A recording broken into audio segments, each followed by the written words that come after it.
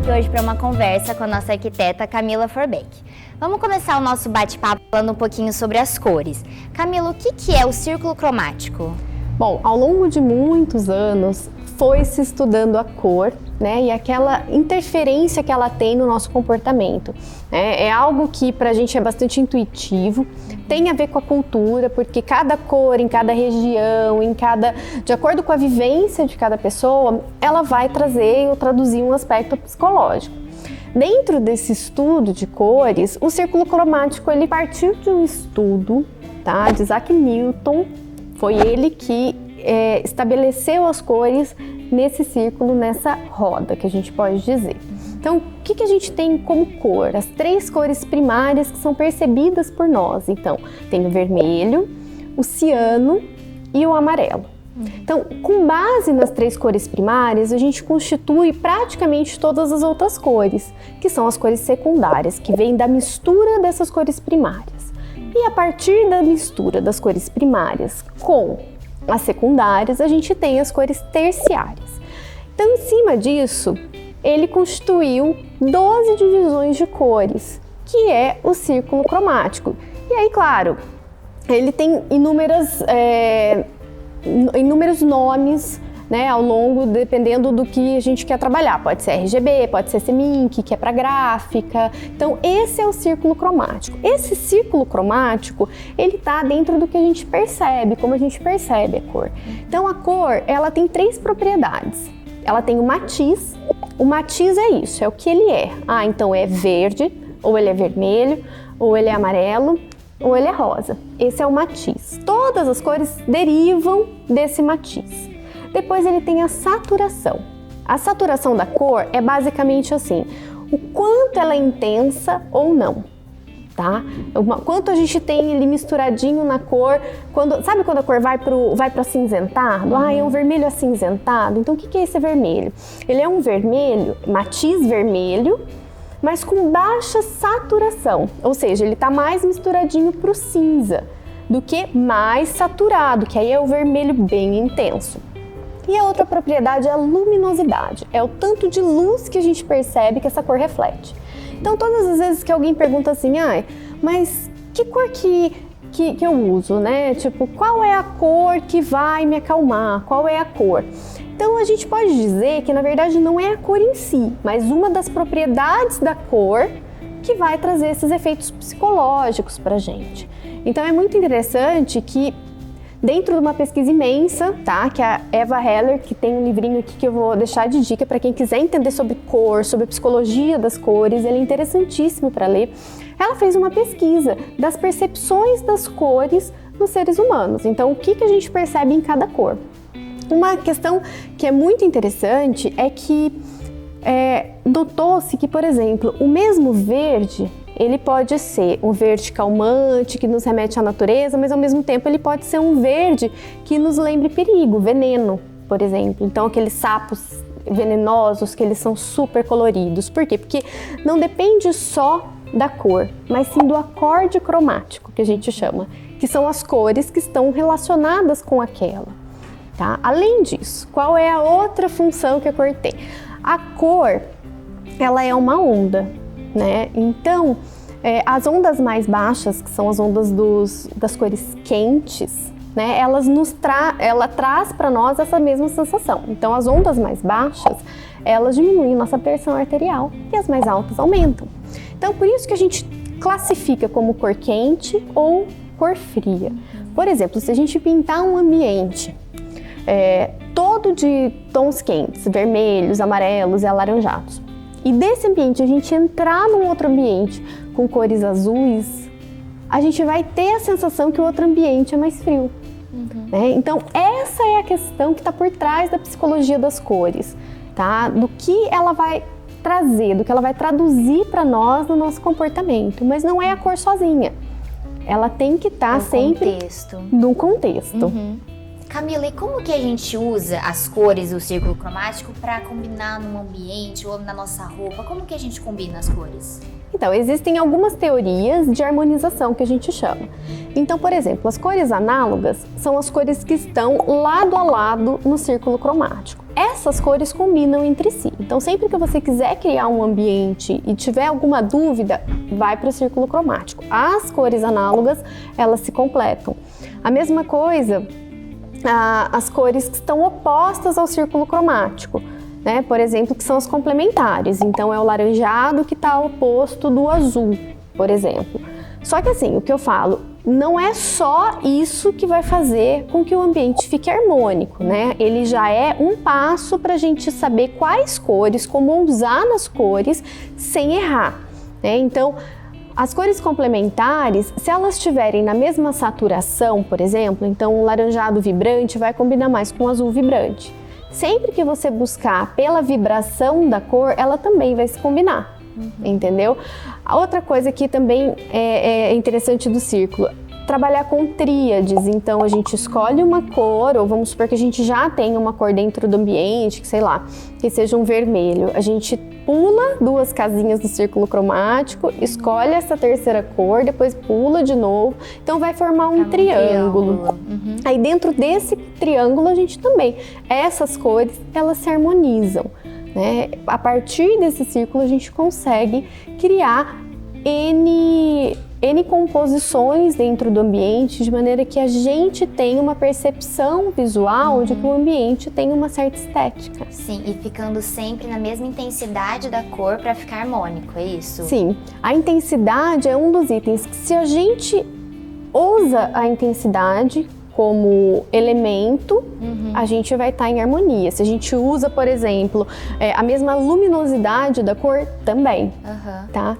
Então vamos agora falar um pouquinho dos ambientes. Por exemplo, no quarto, que cor que a gente pode usar para o nosso corpo relaxar melhor, para a gente descansar a mente? Que cor que pode dar esse auxílio? Então, como eu disse, não é exatamente a cor, mas no caso de um quarto, quando a gente quer algo calmante, aí a gente deve buscar as cores menos saturadas, né, que trazem menos vibração, né, pra gente, e de preferência as mais frias também, porque elas diminuem, como eu disse, a nossa pressão arterial, né? Então, são cores que favorecem, não que cores quentes também não fiquem harmônicas no quarto, mas aí a gente tem que reduzir um pouco a intensidade dela para que a gente se sinta bem. Sim. E se for no escritório ou no home office, que cor é melhor para nossa concentração? Eu acho que a gente tem que prezar pelas cores mais iluminadas, porque esse é o ponto principal dentro do ambiente, a gente ter um conforto visual para conseguir ler ou desempenhar uma tarefa. Então, quanto mais iluminada, quais são as cores mais iluminadas que a gente tem? São as nuances do amarelo, do alaranjado, que são cores que nos trazem essa sensação de mais luz. E na sala de estar e de jantar, quais são as cores mais indicadas? Eu acho assim que não existe regra, tá? Nada disso é regra. Mas numa composição de cores mais neutras, a gente com certeza vai poder usar em outros elementos, tá? Deixando as paredes mais neutralizadas. Então, quais são os neutros? Os neutros, eles vão dos beges para os cinzas, branco. Então, são os tons que geralmente a gente compõe a maior parte do ambiente, que são as paredes, para que a gente possa destacar outros elementos. Claro que existem pontos focais de cor que a gente pode usar, a gente pode também usar, traçar cores quando a gente quer criar alinhamento visual. Então, quando a gente quer, por exemplo, a gente tem um ambiente muito grande e um sofá, eu não quero que esse sofá fique muito perdido nessa parede, ou a minha mesa está muito perdida aqui. Então a gente pode criar elementos com toque de cor e contornos para que isso fique com uma impressão de alinhamento visual dentro do ambiente. Então, assim, se eu tivesse que dar uma dica para quem não quer errar, aposte no neutro para a sala. Mas um toque de ousadia, quem sabe, vale a pena. Sim, sempre cai bem. Camila, o que é isso que você trouxe pra gente? Explica mais um pouquinho. Catálogo de cores, né? Todo mundo que vai até uma loja de tintas, quer buscar, pega toda essa infinidade de cores na mão. O que é exatamente isso, né? Todas as empresas, né, a maioria delas, tem esse catálogo. A gente chama mesmo de coleção de cores. Então, cada empresa tem a sua coleção.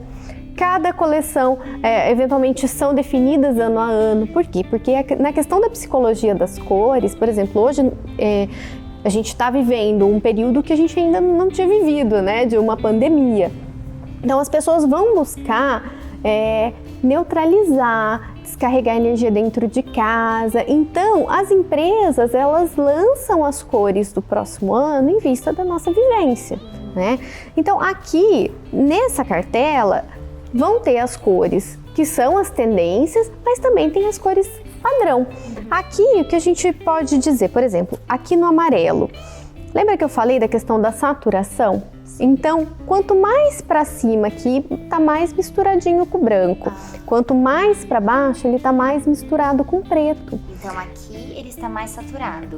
Aqui, no meio, ele tá mais saturado. Aqui vai estar a questão de mais iluminado, menos iluminado. Só que assim, depende de cada catálogo, porque cada empresa trabalha com um sistema. Mas aqui a gente pode ver que elas estão separadas por matizes.